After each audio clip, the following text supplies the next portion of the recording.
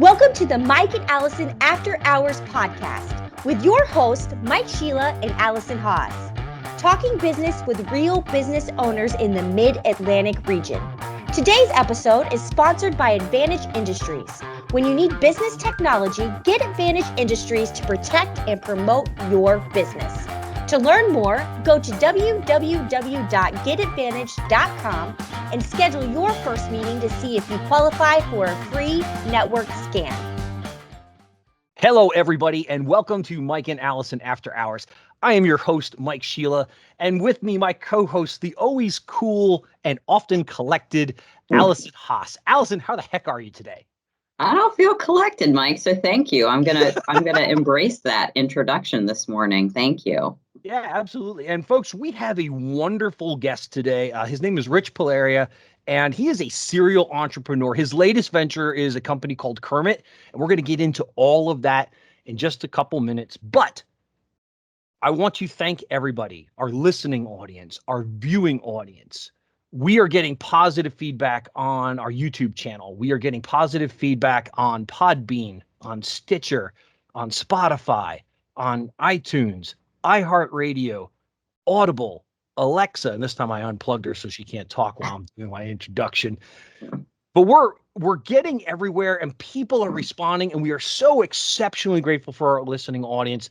The last few episodes, Alison and I have been talking about our friend Andrew Friedman and his great new book, which was recommended by Forbes as a must-read for 2021. How cool is that? It's awesome. Thrive. Well, we have our winners. So our first winner is Amy Nicholls. Amy, you're getting the signed copy of Thrive from Andrew. So we'll be reaching out to you through social media to let you know, and we'll let Andrew know. And then Andrew had a second giveaway for a company that had at least 10 employees for a 1-hour coaching session with his company Shift.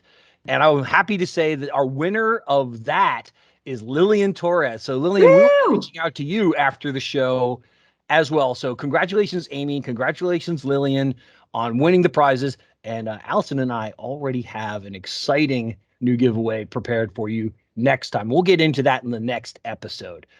Today, as I said, we have Rich Palarea with Kermit, and that cuts it short. It cuts it so short because Rich is a serial entrepreneur. Rich and I connected originally back in 2009. So you're one of the longtime members of my LinkedIn network, Rich. And in that time, he has owned and developed and sold multiple companies. And I am really excited because Rich brings something different to the table that we haven't seen from any of our guests yet. So Rich Palarea, welcome to Mike and Alison After Hours. Yeah, thanks, Mike. It's good to be with you guys. Good morning, Alison. Good to see you again. Likewise, it's great to have you. Yeah, so folks, as you are familiar, we're going to go through a couple segments here. Alison is going to take Rich through the who, what, where, when, why, how segment of the show. And then after that, I'm going to talk a little bit about leadership with Rich. And I guarantee you want to have your notebooks out, your pens and paper ready, because this man is going to deliver the goods. Alison, take it away. Of course, no pressure with that, Rich. No pressure. No kidding. We know how to set the stage. So yeah, so this is your segment to share with us and the audience what you want us to know about who you are. So people hear serial entrepreneur, that can be a daunting introduction. So however you want to tone that down for us and explain how you got started in business, we'd love to hear. Yeah, I don't know. I'm a reluctant person when it comes to embracing that title for sure. I think that where there's a will, there's a way kind of thing is kind of the message that I'd like to get across. So that's kind of been what I dealt with all along. I didn't grow up in a business family. I mean, my mom was a homemaker, worked in a hospital, which is where she met my dad, who was a cardiologist. And so I saw medicine from the inside, but and although he ran his own practice, he didn't do it very well. He was a great doctor. Good doctors don't make great business people. And what's funny is they all strive to be business people for whatever reason. I don't know what. We all want to be caretakers and physicians, and they all want to be on the business side. But I never really saw that model growing up. Kind of my first memory of really trying to see a problem, solve a problem, and then make money from it, which is kind of what I consider the entrepreneur journey to be. Go moment. Love it. Yeah, it was when I was 16. I just got my driver's license. I didn't even have a car yet. My mom owned a big boat of a Cadillac. You know, remember those big giant tanks? And there was an event about a mile from our house where they were queuing up people and bringing them in these big vans up to the event. The event was they were visiting this historic rancho in California. Goes all the way back to the days of Native Americans. Really interesting piece of property. But it was a sweltering day. It was the middle of summer in Long Beach, California. And I was driving to go pick up something at the store and come back, and I saw this line queued up, and I said, so I didn't even ask my parents. I just turned the car back around, dropped the goods off at home, went back and started to shuttle people back up the hill as they were waiting in this big line for vans. And I didn't ask for any money. I just put a little piece of paper on the side of the door that said Rich's Taxi, taped it on there. And today, can you imagine the lawyers getting a hold of this today? Oh my gosh, right? So started picking people up and shuttling them up, and I just taped a cup to the dashboard, and they were welcome to drop in whatever they wanted. My dad caught wind of what I was doing about an hour in and shut the operation down, but not before I had earned almost $1,000 actually. So wow. I think people took pity on the fact that I was just a kid, and also the fact that I really rescued them from sitting out there in the hot sun, and this air-conditioned Cadillac picked them up, and they were like, hey, this is Uber of 1970 whatever. So and I think that's always the way economy. Love it. I've looked at that, Alison, is just to think about where there's a need, and do I have the either the ingenuity or can I go do the research to solve that need? And then can you bring something to market? And I think a lot of people sit and they get paralyzed with, wow, there's a great need. I'm going to patent that. I'm going to execute the perfect, takeover on this whole thing. And the problem is somebody who is kind of scrappy and willing to get in with about half of the puzzle eat your lunch from you, right? And so we can't wait for those kind of perfect moments. And I think people who want to get into business or want to be an entrepreneur tend to kind of overthink things a little bit. And it's really just about bringing a solution. And I think you can learn on the job. I think that's been a hallmark of what I've done through the business that I've started and owned is try to figure out how, if somebody will just give you a chance, is get in there and solve their problem, and you earn the right or the ability to develop in their midst. And that's what we've done with Kermit, which is a brand new enterprise. I love that. And I love, you said paralysis by needing the right tool, the right moment, and fear, right? People get so fearful of it not being whatever it's going to be. And I love the idea you get experience by doing, and that experience builds over time. So between the taxi and Kermit, where have we been in between? Wow. So I studied marketing at San Diego State University because I didn't know what else to do. And I'll say this about my degree. I do find I use the things that I learned a lot. So, we hear a lot of these stories about people. I studied statistics. I studied accounting. I use all that stuff actually. So it's kind of cool. But studied marketing and then came out of school and was literally, I'm going to date myself here maybe, but that's okay. Okay. Open the newspaper and go through the want ads. Okay. Remember those days? And circle the jobs that look interesting. I made a phone call to a real estate appraisal company in Orange, California. Didn't know anything about real estate or real estate appraising. They wanted a salesperson who would go knock on the doors of mortgage companies and find the appraisals and take those orders and then bring them into the organization and make sure the appraisers got the job done. I would get a commission for that. And so that was kind of my first kind of foray. I taught windsurfing, done a lot of stuff in retail growing up in California, but this was my first full-time job. And I'll tell you a funny story about that. So we had a sales contest. We had 3 salespeople at the time. And the owner of the business said, winner of the sales contest gets to pick their prize. And I'll give you the era here. Maybe this is about 1988, 89, maybe. Okay. You get to pick from a car-mounted cell phone. Oh. So remember the little squiggly antenna on the back, and some of your listeners may not even know what I'm talking about. That was a real sign of prestige, right? To have that thing on your car. So you can get a cell phone in your car, or you can get a Rolex. Your choice. Wow. Worked my tail off, won the sales contest, obviously.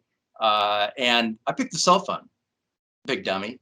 So nowadays, here we are with this thing, it cost about a tenth of as much as what they probably paid to have that thing in my car. And I know when I wanted to make a phone call outside the car, I had to unmount it from the trunk and then get the receiver and mate it with the unit and put it on my shoulder and try to make a phone call. So crazy days. So that was real estate appraisal.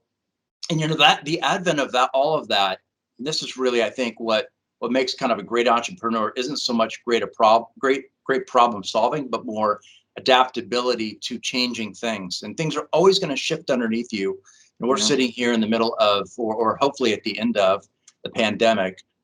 We've all had to think creatively. That forces us to be entrepreneurial in our mindset. But at the time with real estate appraisal, we were going through the savings and loan bailout with George Bush 1 in office, and the whole real estate market had tanked, and a lot of appraisers had overinflated their appraisals, and they were being called into court. Wow. And so this was a very scary time, right? I remember I was in Lincoln Savings and Loan in Huntington Beach, California. It was one of my clients at the time when the feds walked in and handcuffed Charles Keating and walked him out. Wow. So, and I was just a young business owner. I didn't know, what was really going on. So, here we were in the middle of all this adversity. And so having to be able to shift and do things differently, and maybe you have assets in that business that you've built. Can you reuse those assets in something different? Or is it time to just let the thing sink and start something totally different? So there have been those hallmarks all along the way, kind of to answer the question about kind of where did it start. And I've seen that all along the journey too. And it's really no different today. So the ability to adapt is really kind of a hallmark of a great entrepreneur.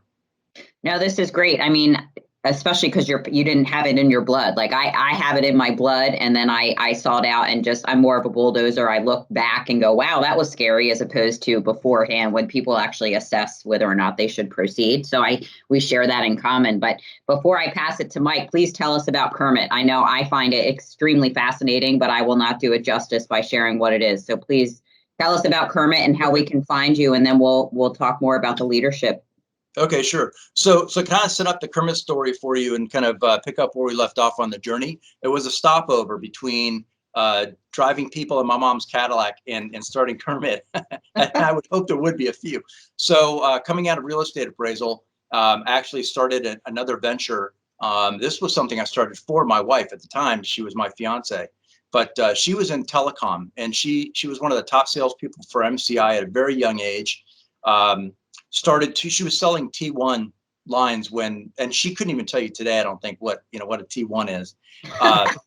Before the advent of broadband and all this, we had wide area networks and local area networks, and we were sucking down bandwidth, and she was selling these big, expensive pipes. And she'd figured out a way to go into businesses when she left MCI and help them reduce their telecom spend, and in exchange for that, take a portion of the savings.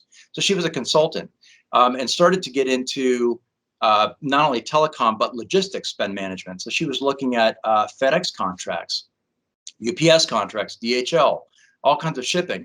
And I'd set the business up. When I say I set it up for her, what I mean is I was kind of doing the back office stuff for her. So I do all the marketing, she'd do the sales.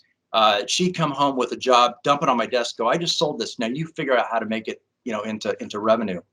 And I had a full-time job in technical staffing business at a startup.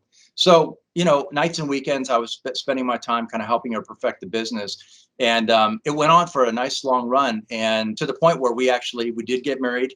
The good news is we had kids. And she unplugged from that business. And during that time to raise the kids, I had this thing sitting here, and it was kind of too big to close down, but kind of big enough to kind of be a nuisance. So I said, what the heck, I'm going to leave the job I have. I'll come and do this full time. And that was where we kind of got this idea that you can provide consulting services for organizations if you have a cost reduction angle to it and get paid out of the savings. It's a very easy thing to put in front of business-minded people who want to optimize. They have to like third parties. They have to want to release some of that control to you. Yeah. And they realize that you really understand this better than anybody else. And I think, Mike, I think about your business in this case, definitely Alison, with what you're doing. Both of you have the essence of that, where you have something very complex, something that people would, as I say, rather stick their hand in a blender than go do some of the things both of you do. They are more apt to feed it to you. And so we would take that business, we would produce savings, and then we just bill them out of the savings. And that that was kind of the hallmark or the basis for what Kermit is as well. I was running that other business, PA and Associates Inc., logistics spend management, doing quite well. It was a lifestyle business. I didn't have a lot of employees. It's really putting kind of some cash into my pocket and my family's pocket. But then in walks these two implant salespeople. I'm talking about orthopedic sales reps. So these are the people that, and a lot of your listeners probably don't know this about knee surgery, hip surgery, spine surgery, even cardiovascular surgery. There's a salesperson for the implant company standing in the operating room with the surgeon. They're not part of the hospital staff. A good friend of mine does that. Yeah. Yeah, and it could be a quite lucrative. You're dealing with high value implants. You're getting a commission on everything you sell, and your role is a very important one. You're there to provide counsel to the surgeon. When they get into kind of a situation, they get into the patient, they realize we have osteoporosis in the bone here that didn't really show up on any of the scans. Maybe the implant that I've chosen needs to be a different length to have a better outcome for the patient, or whatever that might be. That's the job of the sales rep, to make sure that patient has the best outcome and that surgeon has exactly what they need for the surgery. And so there's a lot of possibilities, a lot of combinations and permutations. So you have to be ready with many trays of implants, many of which don't get used. All of that has to get sterilized and brought up to the floor. So that's what these two guys were doing. I didn't know them. They were in Baltimore County servicing many of the hospitals in and around here in Howard County. But I had a relationship with an attorney who introduced them to me. She was trying to help them set up a company because what they had learned in their travels is, we're being told how to keep our margins high at the hospital. And if we took all this information and came back to the hospital and showed them what they actually should be paying for these implants, we could charge a portion of the savings. And so my attorney heard this story and said, this is exactly what Rich does in a different business. He has all the infrastructure set up already. Go talk to him. And they walked in, told me this fantastic tale. All I'm hearing is, I'm thinking, my mom had her hip done last week. And what are you jokers were standing in the operating room with my mom while she was in her anesthesia? I don't know why it hit me in such a personal way. But one of the hallmarks of this particular area that we're in, we call it physician preference items. It's interesting when you think about those three words, right? You have a physician who uses the item. It's his or her preference to use a certain item. They get to choose. The hospital has to pay. The patient doesn't get to choose. So it's the physician's preference. And they were selling these items, and they told me this whole thing. And of course, I thought about my mom, and I thought about all the possibilities. But then I thought about something else. Why are we tracking all of this stuff? We're in the advent of medical records, mandated medical records by our federal government, that pays for the rollout of this. Why are we tracking this stuff on paper? And that was the role of the sales rep in the OR. They would have a piece of paper. They'd peel barcode stickers off the implant boxes. They affix them to the paper. They use one of these to mark down what they want to charge. Craziness. And then they march that piece of paper down the hallway to purchasing in the hospital and turn it in and say, you owe me a purchase order for everything I did today. Here it is. And that person who's looking at that, we call it a bill sheet. They're looking at that piece of paper. They don't know why the surgeon used what he or she did. They don't know if the right combination of parts were used. They don't even know if the 2 parts or 3 parts on that bill sheet actually mate and go together. They just pay what's on the paper. Wow. And so at best, our hospitals are spot checking this information, looking for anomalies. At worst, nobody's checking it. And so what we set about to do, guys, was we said, we have this opportunity to go into hospitals and do 2 things. We can be consultants, like I was in the PA and Associates days, right? And say, I know this area better than anybody. I can demystify it for you. It's not scary. Let me get bloody and do all the negotiating so that you're not asking this vendor to provide you fantastic service after you just crush their margins and do it. So always having a third party do your negotiating is always the best play, whether you're buying a car or doing anything else. And so we would do that. But then we had this notion of, we're going to bill you from savings. And now we're going back to the solving a problem thing I mentioned before. So we're going to bill you from savings, hospital. Okay, great. I love it because I didn't have to pay for anything. So here's all my data. You tell me what I saved. And we completely outstripped the ability of anything at the desktop in the office suite, be it Access or Excel or anything like that, to calculate the enormous amount of data we were dealing with and the complexities of different business rules that were in their contracts that we needed to adjudicate on the fly, all of that stuff. So we stepped back from the problem for a moment. And I had, this is kind of where networks really matter. This is the part of the message I want to get across. Whether it's your LinkedIn or your local network, don't ever burn a bridge with anybody. Everybody in your network is going to provide value to you. If you continue to provide value to them, at some point, they're going to come back to you. And I had this relationship, this guy I knew from church, actually. Our kids went to school together. And I told him about this problem I was having in my shipping business. I had said to him, every time I sit down to bill my customers, bill them for the savings, I start at the A's and I go to the Z's, and it takes me literally a week to go through everybody and do that. So I work in the business for 3 weeks. I unplug, I do the billing for a week, and there's my month, and then I start over again. It's very, very tedious, not scalable at all. Yeah. And I was doing this through Microsoft Excel. So I showed him the problem. He said, give me a little bit of money and a little bit of time. I'm using this thing called low code. I'm going to go offline and create this thing for you, and I'll come back to you with an app. And I had done this before. I'd done it in a traditional development stack, and it was very difficult to pull off. And so he went and did this project and comes back about a month later, says, I got a prototype for you. I said, wow, that was fast. Okay. The last time I did this, it took me over a year to do it. Wow. And he showed me what he had done. And with just a few tweaks, literally just on the invoice, I want this here. On the report, I want this here. Everything was just cosmetic. He did all the heavy lifting. I pushed a button, and in about a minute, A to Z were billed, invoices were in, emails, and I was done. I'm like, what do I do with the rest of my week? So I became a big fan of this platform. And now low code is kind of the rage. There are a lot of apps out there that are being built on this platform. There are lots of companies that do it. But that was what we turned to. I called that guy back. His name was Mike. And I said, Mike, well, I got this bigger problem now. Many, many more zeros on the end of the number than what we did in shipping.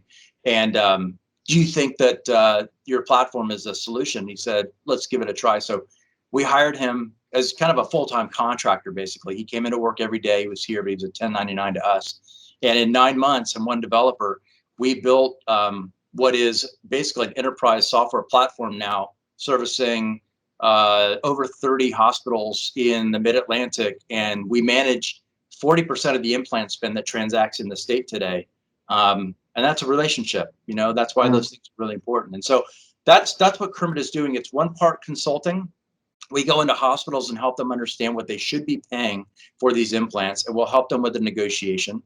And then that's the cost reduction side of the business. And then the spend management is a sustainable long-term effort where we put the software in place to receive all of that paper, turn it into data, tell the hospital what's okay to pay and what isn't for every one of those surgeries, and then take all that transactional information, turn it into analytics so they can sit with their surgeons and show them when they make a decision in the best interest of the patient, but they use something that's not contracted, there's no price for it. It might be the new whiz-bang thing that looks really cool that might give the patient the best outcome, but you create an issue for supply chain down the road or purchasing because they don't know how to pay for this. And this happens all the time because you have the sales rep who plays both sides of the equation. So the business is actually 9 years old now. Like I said, about 35 customers. Most of it's in the Mid-Atlantic. We really took our time to kind of perfect this. It didn't ever exist before, so it's a brand new field. We didn't have anybody to follow or compete against. So we kind of perfected how this works and how to bring the value. And now we're ready to look at a kind of a growth effort now and a national rollout, and whether that means we take somebody's money to do that or we fund it on our own. We're going through all of those decisions right now in-house.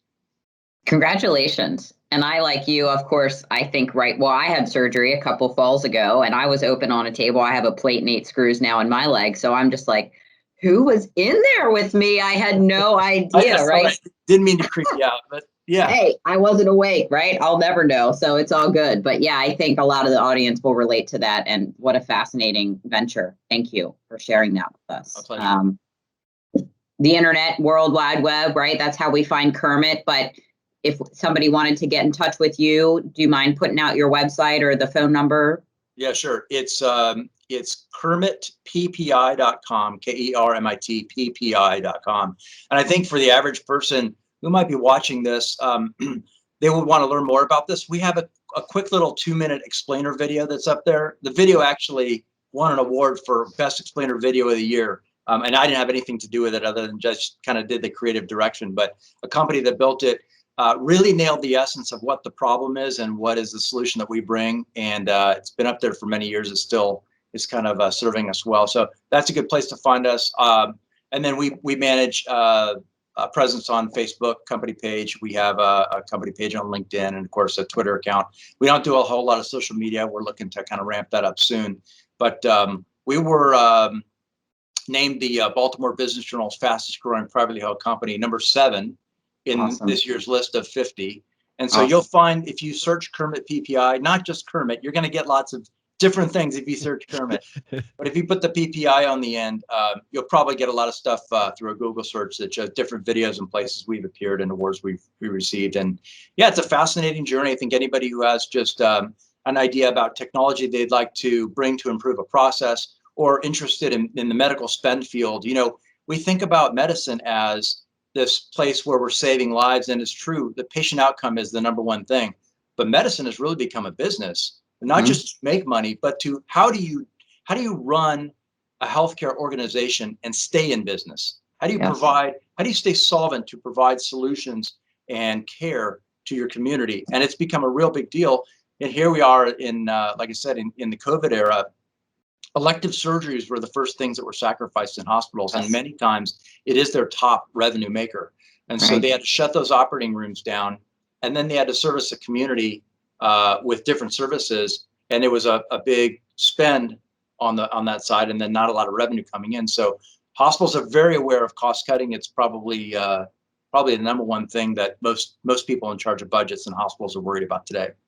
Absolutely. And just one little off the script, thank you for an explainer video. I can't tell you how many websites we go on and there's a mission and about us, and I do not know still what they do or who they are. And the more I read, which is daily, the more I think they're all the same. So I think for our audience, if you have a website with a mission and a statement about who you are, make sure it really is about who you are, and not just what sounds good, right? So I think that's brilliant. Thank you for that. Thanks. Mike, you're up. Wow, Rich, that was fantastic. I grew up in the healthcare industry as well. My mom was a post-op nurse. My dad was a paramedic. True story. They both met in the emergency room. My dad was riding an ambulance one night, and my mom was working the graveyard shift as a young nurse right out of nursing school. And she offered my dad a cup of coffee. And a year later, they were married. And 2 years later, I came along. So, Nice. but yeah, I heard many things from you that I had no idea went on logistically in the medical industry. And that's what I love about doing this podcast, is that hopefully our audience had the same reactions. Wow, I had no idea that those things go on. Now, it sounds like Kermit's rocking. It sounds like you guys have really put a good thing in place.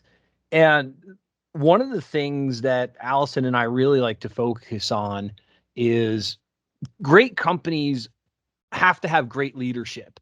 It's very rare to see a great company that has mediocre leadership. So that starts with you as one of the innovators or the integrator or whatever role that you're playing in the company. But just your first thoughts on leadership, and maybe not just Kermit, because it sounds like you've done this at several organizations, but what's your first principle around leadership for a company? I mean, we're a small organization, Mike. We're 15 now, maybe 16. I don't know. We're hiring like crazy. We in the growth plan, there are 26 new positions we're creating. 26. Wow. Yeah, and they're all getting added in the next 6 months. So first thing I need to do, I'm going to leverage your platform for a moment. Anybody who's in HR that wants to be an HR manager, and I know, Alison, you probably know a lot of great ones. We need somebody to take this job off my plate. So I think when you think about leadership in a small organization, it helps to have done all the jobs in the enterprise, because it gives you a sense of when you ask somebody to do something. You're not the typical or prototypical boss. I'm going to tell you what I want you to do, and it better be done to my standard. And I'm going to check your work. No, it's a little bit different, because if you've done the role, you say, I'm going to mentor you on how to do this job. And then you're going to add, here are the lanes. You're going to add your own creativity in those lanes to make it your own. Here's what I do expect. it has to look like this at the end, or has to actually achieve this purpose. And if you're able to do that with every one of the jobs, and this is what's great about a startup, right? Because when it's just you, or you and your two partners, in the little garage in Northern California where Hewlett Packard started, that's what they experienced. I mean, they were soldering circuit boards and doing that work. So when you go to instruct somebody else, you understand what it's like to do their job for the day. I think you can really relate to somebody, and I think it's more of an empathy you have when you lead that way. I know these days we're tossing around servant leadership. I mean, that comes from the Bible, so let's put it where it's supposed to be. It was an example of how Jesus led, to show people how to care for people. I mean, if he was God and walking the earth, then he was chief among all of us, and he humbled himself to be able to wash somebody else's feet. That is the model, really. And I think if you can understand what people are going through every day, what does it take to do the job? And then what are they dealing with as human beings? I mean, that's a really hard thing for me. I'm very ones and zeros. I like a good spreadsheet, right? I'm like, things have to make sense to me. It's amazing that I'm invested in Bitcoin with what's going on now. That world doesn't make sense. But still, things have to make sense. And so I'm kind of disconnected when it comes to what you think a leader should be in an organization, or really connected to people and what's going on with people in their lives and all of that. I care about that, but I almost have to remind myself, like, I go so fast and I'm so driven to get to what we're trying to do that I forget, these people have lives. And that's what's great about having partners, especially partners who kind of fill in the other side of you. And I think about my wife that way too. I mean, she's really completes a lot of the things that I'm very rough around the edges on. And so choosing your business partners, if you're going to have business partners, makes you a better leader, to be able to have kind of the whole there. So I probably didn't give you anything you didn't already know, but that's how it works here in practice. That's an everyday thing, and that's how it unfolds with us. I'm interacting with our entry-level staff all the way up to our executive chair, and that's on a daily basis. It happens every single day. Okay, we got a lot to unpack there. That was phenomenal. So the first thing that I want to get a little more context on is you brought out that notion of leadership is not either or, it's and both. There's no one correct way to be an effective leader. There are lots of wrong ways. I think we've all experienced that to some extent, but you notated that you're outside of what people typically think of as an effective leader. And I think that is so critical to being successful in a business, because we can get caught up in, well, this is the way that you're supposed to do it. Yeah. And then with that, you brought up, Alison, your episode 22. This is episode 22. And we have seen this theme in almost every single episode. And that is the concept of faith and spirituality. And regardless of where your compass points north, whether you consider yourself a Christian, whether you consider yourself a Muslim, whether you consider yourself Jewish, or one of the thousands of other religions on our planet, or you are not faith-based, you are simply spiritual, that drives who we are. I have a very good friend who is a devout Catholic that I have very meaningful philosophical conversations with every time I talk to him. I never get to talk just about the ball game with him. We always compete. And we were discussing that one day, and I said to him, if you can read the New Testament without the lens of religion, so if you're not reading it as a true person of faith, but you can rather read it as a book to learn from, the principle-based leadership that comes out of the books written about Christ is phenomenal. And I love that you touched upon that, because my favorite author is Dr. Stephen Covey, and he talks about principle-based leadership all the time. Well, where did he get that from? A lot of it comes from the New Testament. So I find those two pieces fascinating. So please expound a little on the thoughts you had there. I'd love to hear more. Well, since you took me there, this is more fascinating than probably my business journey. I mean, I was raised Jewish, and I'm now a Christian. So there's a whole lot of things to go through about how that journey kind of unfolded. But I think the two things I can give you, if there's a BC and an AD in my life, and that moment that I kind of had understanding about things was I definitely look at everything that came before as me striving to understand the world, me trying to put things in place so that I could succeed and I could get what I needed. And it was just a way of just, you could even think of it as just survival. I think an entrepreneur thinks of things that way. It's like, how do I turn this problem into a business that either benefits me or I can sell later? It always has an altruistic bent. I mean, our mission is to return the balance of power back to hospitals in this category, is to reduce their costs and have better patient outcomes. And yes, that's true. We're doing all of that. But if I set that up in a paradigm of, I don't really have anything that I'm serving, anyone that I'm serving, any reason to be doing this other than to sustain myself and maybe my family and what comes beyond that, then I can do that. That's enough motivation, I think, for a lot of people to get something done. But in the end, it's so empty. In the end, it's like, well, so when COVID hits and all this thing kind of goes to hell in a handbasket, why are we doing this? And so I think I needed to mature a lot before I was ready to kind of understand all of that. And also, I was very much just culturally a Jew. I went to, for the high holidays, I went to temple with my parents, and I was bar mitzvah, and I did all those things that I think a good Jewish boy should do. Didn't marry a good Jewish girl though. That was my downfall. But my grandparents escaped the Nazis. They were from Budapest, Hungary. So the very, very tail end of the war, when they weren't putting people in camps anymore, they were just killing Jews, right? My grandfather put my grandmother on a train and said, "Go, I'll find you. I just get out of here." And a couple years later, they were reunited. Wow. And, that was like, I almost, I guess you could say I almost didn't make it. So, but for that event. And I do see there's a spiritual fingerprint on almost everything, really everything that I touch or see or do. So I can go all the way back to those times and say, if it weren't for all these things just thus and such in a perfect order, we wouldn't be here having this conversation this morning. That's not really true, because all of that was orchestrated before the beginning of time. And that's just such a freeing way to run a business, to have a family, to have a marriage, interact with your kids. It's the underpinning of everything. So, it's everything that drives me. It's the way I make business decisions. It's pretty easy, to be honest with you, to hide a lot of things from our customers and shade this and do that. We're dealing with lots of numbers, and it'd be really easy for me to just pull the wool over their eyes and they wouldn't know.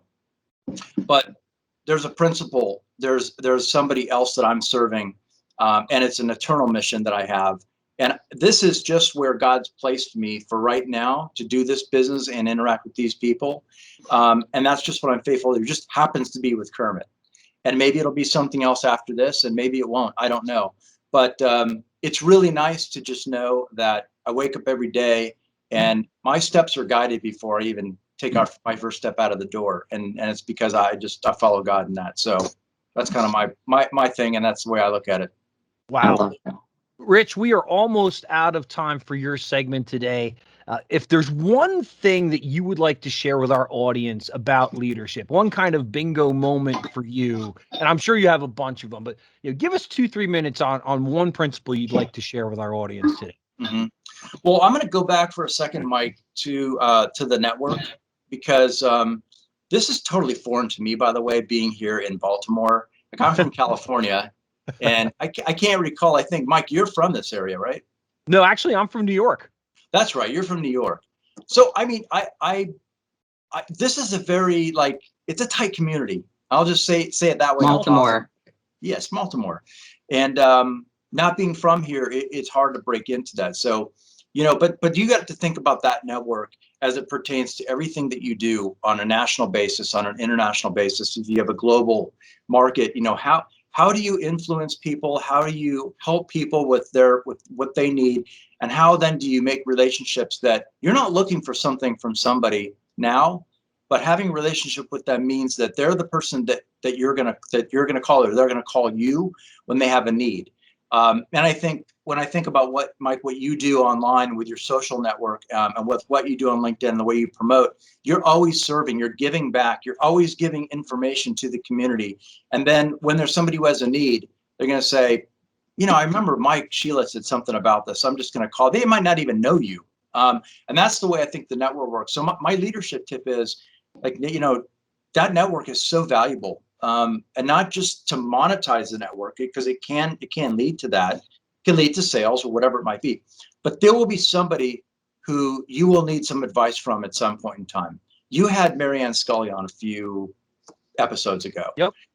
That week that you aired that podcast, I was in the market for a line of credit to finance this growth plan we have. So I called Marianne. I hadn't talked to her in many years. I was hoping she'd remember me when I called, and but it reminded me, like, Marianne is one of those people that she understands the business world and she loves an underdog, and so she'll probably come in and want to hear this story, and maybe she'll want to help us. And so, yeah, we're receiving an offer from her to finance this growth plan. So the network is, above all, very, very important. And always, you should be thinking about giving. Don't think about getting something in return when you're doing that. Just give and see where it goes. And what does it cost you? A little bit of your knowledge, a little bit of your time, maybe some money if you donate something. That's no skin off your back. Rich, that's absolutely fantastic. Thank you so much for being on Mike and Alison After Hours today. We have so enjoyed this conversation, and that success story of somebody listening to our podcast, that's even better. So thank you so much for being on the show today. Guys, it's been my pleasure. Great to see you. Thank you. Thank you so much. Bye-bye. Wow, Alison, how was that? How about that? That was just absolutely phenomenal. So we got a success story from the podcast, and where do we begin, right? Well, I have my pencil in my hand because I learned a long time ago my OCD doesn't allow me to write me in pen because God forbid I mess up. But, when you introduced me as collected and I said I wasn't feeling that way, I'm not going to start crying on our freaking podcast, but I could, just because, I'm turning older on Monday and things emotionally and spiritually are a little bit raw, right? So I know this is a business podcast, but as you said, it always steers in a certain direction because at the end of the day, we're all humans, right? And so we're all bleeding essentially from this cloth of humanness. And for me, like, that spiritual element is my driver, and I needed to be reminded of that because there's things that I selfishly want. Yeah. And that tends to be a blinding focus for me. And it's left me a little bit raw, right? My birthday always makes me introspective and reflective, and different birthdays that I have throughout the year, right? If you've read my book, you know all about that. And so for me, I needed to be reminded about the servant aspect and the giving aspect. And so I got what I needed. So thank you to our guest. And that does go back to business, right? Because I am in a consultative role, and it really is about, what can I share with you as a resource to start, right? And how can I help you? And because I've been a business owner and a manager and a salesperson, I really can empathize with the person I'm sitting across from or sharing the screen with these days. And I think as salespeople, we forget that, right? Like, our role is to empathize and be helpful and useful, not sell something, right? Because at the end of the day, it does matter how we present ourselves professionally, but the way I think is most successful in being a professional is being a human first and foremost, right? And being honest, right? If I can't help you and don't have a solution for you today, maybe I know someone that can, or at least, hey, maybe you know someone else that would need this product or service that I offer, but I needed to be reminded of that. So I'm grateful.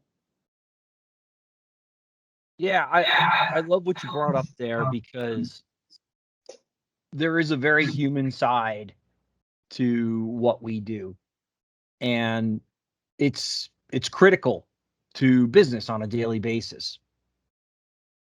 And for our listening audience, and you, Alison, know this, I am an old sales guy. I got my first sales job in 1996, selling insurance door to door, and I have been a sales professional ever since then. And I've been in various roles. I've been in various industries, but I have been broken, beaten, and scarred. I have stood toe to toe with the best I have won, I have lost. And I will tell you that last month just totally decimated. Everything that could have gone wrong did. Just the most bizarre things ended in me not getting a sale. And one of the things that I've always prided myself upon in my experience is I have a very strong sense of whether or not I will win a deal. And very rarely do I really think I'm going to win a deal and I lose. And that happened twice last month. Now, once in a quarter, maybe. But to have it happen twice in 1 month, I was completely demoralized. And I said to the sales team in our last Monday sales meeting, I said, look, I'm not talking about April anymore. I could point out 100 things as to why April went wrong. But we are now in the month of May. So I'm focused on what I need to do to be successful in the month of May. And I might be kind of grumpy at times, and I might not be my normal cherub-like self, but I've got a job in front of me, and I've got to make some things happen. I end up having a very interesting conversation with one of my coworkers, and I said, here's the thing that you need to understand about me. I am in a sales role where I make a salary plus commissions. Those commissions matter to me and to my wife and to my 2 children and to my mortgage company and to a lot of people that count on me. So yes, I can get by on my salary, but the DNA of a sales professional is not getting by. The DNA of a sales professional is thriving. And I tell this story pretty often that back in the early 2000s, I knew that I could pick up a phone, I could make 100 phone calls in a day, and I could set 2 to 3 new business appointments. And I would have my 8 to 10 appointments a week, and I would close 2 to 3 deals a month, and I would make my commissions, and I'd be a happy little sales guy. The world has changed so much that even the methods that I use now, the sheer volume that I have to do to see that success. And I know you know this, Alison, because I actually think you're one of the few people I know that work harder than I do when it comes to prospecting new business. And that's saying something.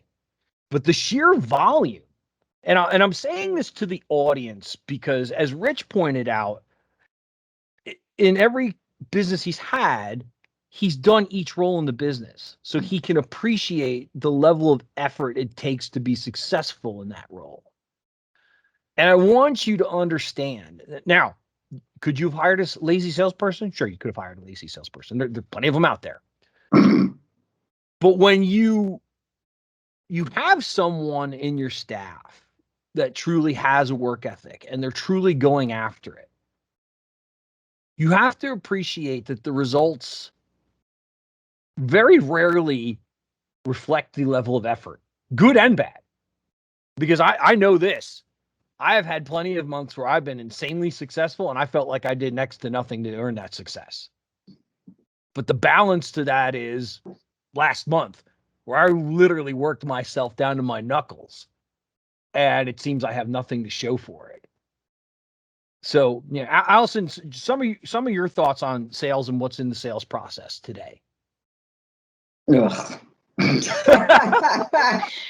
like, I were tasked here to be humble and grateful and, but then the other side of that, as a salesperson, as you said, in our DNA is to be driven by the outcome, right? And being recognized and being enticed by whatever, right? I'm competitive. I'm competitive outside of work. Like, it's just part of who I am. It's given me incredible successes professionally and athletically. And it's also made me feel like a total piece of, on the other side when it doesn't turn out. And so that idea, going back to being driven by something else, is if I've given it my all and my best, and I have controlled what is controllable, which is my activity, then the results will be what they will be. And some days I take it graciously, and other days I take it real personally, like you're describing, right? But as you mentioned, I'm a prospector. Like at the end of the day, I cannot sit here and wait for people to find me and realize how amazing I am, right? And this service that I stand for and sell, right? Like I have to go and find it. And even though I've been here for several years now and I have clients that refer me, and I'm so gracious for that, I can't wait for that to happen. And I cannot just pound on their door and say, hey, where are all your family and friends, right? And so the life of a salesperson is somewhat militant in that if you can get really good at the basics and continue to repeat those basics, like prospecting, like following up, like good customer service, like perfecting your emailing skills, and now video blending and social media sharing, like that's going to be the unsexy part of your day, but it's a requirement, right? And so as salespeople, I think we like the sexy, we like the different, we love the highs, right? And as much as we say we don't like the lows, we do, because we know that we're going to get high again, right? Like that's for me, like that a roller coaster, and I've got to learn how to balance the middle. And it's with that mundane but repeatable things that I can do every day that's duplicatable, right? That will yield into something and turn into something a couple months down the road. Because I know both of us, we don't have a transactional sale, right? I don't get to talk to you and then close you within a couple days. And I love, we had it for a couple of months. Months. And that's fine, right? And it's like, that didn't take that long. And really, it was a 12 to 16 week turnaround. And it's like, okay. So what do you do in between? Well, you certainly can't wait for that one deal to turn around. You know, I'm busy meeting other people. And recently we had a guest that I spoke with after, and she, bless her heart, she commended me on not being like a used salesperson. And if you know me, you know I was a used car salesman, which is why I'm laughing, because I'm like, but I was a good one, you know, for whatever that means. But I was, for years, I was a car salesman, right? So it wasn't like I put my foot on the lot for a month and was like, oh, wow, this kind of sucks. You know, I did it for a while and I did it very well. And I also got to understand why people don't like car salesmen. You know, but we all have to drive a car at some point, most of us. So it's a necessary evil. Somebody's got to take that role. But, you know, I really appreciated that she made me feel like I've really learned how to be a human, right? And sit across the table and listen. And, you know, as a salesperson, I get into a rut when I forget that and I turn back to that transaction.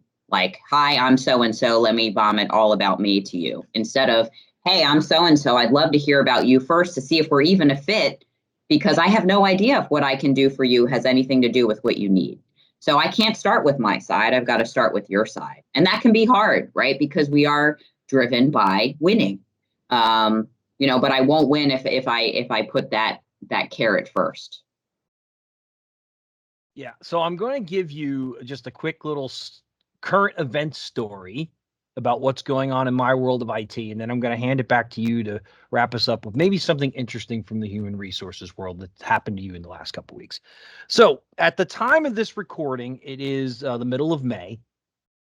And you should remember that there was a cyber attack on a major oil pipeline in the United States. And that has caused a panic. There are gas shortages. My daughter had to drive 20 miles yesterday to fill her tank because all the gas stations in our neighborhood were sold out of gas. So here's why I bring that up. If you've listened to this show, you know that I work for an IT company. Specifically, I work for a cybersecurity company. And I've asked this question to informal panels before, but how many of you would do business with a company knowing that they don't follow the requirements for cybersecurity for credit cards, which is known as PCI? And then I asked the next question, how many of you would go to a doctor or a hospital or medical facility that does not follow the cybersecurity requirements for the medical industry, which is HIPAA? So I asked that question. And people are like, no, I wouldn't do that. I wouldn't do that. Well, here's the sad answer to that. The answer is yes, you would. And you do it every day, because over 80% of small businesses do not even follow basic data security hygiene practices. Most of them don't have a firewall. They're certainly not hiring independent auditors to come and verify that what they're doing is right. And I bring this up because what happened with the pipeline is the reason that the Department of Defense in the United States of America is now mandating something called the Cyber Maturity Model Certification, CMMC for short. Because people can't be trusted. Because if you read through a bid from the DoD, there's a paragraph there that says your company agrees to meet and exceed NIST guidelines for cybersecurity. It's a paragraph. And they all sign and say yes. Nobody does. They did an informal poll. Over 80% of government contractors would fail an independent NIST audit today. So here's why I'm saying this to you, listening audience. If you are a business owner, I don't care if you have 2 employees or 2,000 employees, you need to have an independent third-party company audit your technology. Period. End of story. Because eventually, in order for you to do business, it's going to be thrust upon you. And I promise you that doing it on your own voluntarily is much less expensive, much more effective. So that's my food for thought, and I will get off my soapbox now. Alison, your final thoughts for today?